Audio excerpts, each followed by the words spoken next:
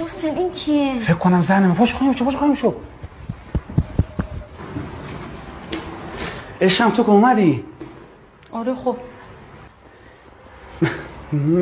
مگه نمیخواستی بریم مهمونی؟ کنسل شد. چیه؟ واسه چه اینقدر عرق کردی؟ مگه چیکار میکردی تو خونه؟ کار خاصی نمیکردم، داشتم شعبده بازی میکردم عزیزم. دقیقاً چیکار میکردی؟ چیکار میکردم؟ داشتم آدم احضار میکردم. میخوایی که احضار کنم ببینی؟ آره احضار کن ببینم. باش. عجی مجی لا ترجی، بیا بیرون. اینجا کجاست؟ شماها کی؟ من کی اومدم اینجا؟ من داشتم تو بازار خریدام میکردم.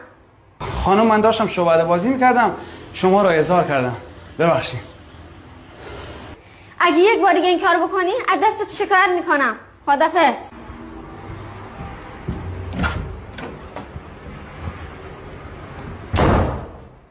دیدی عشقم دروغ نگفتم بهت. بنده خدا ناراحتم شد. الکی بهم شک کردی.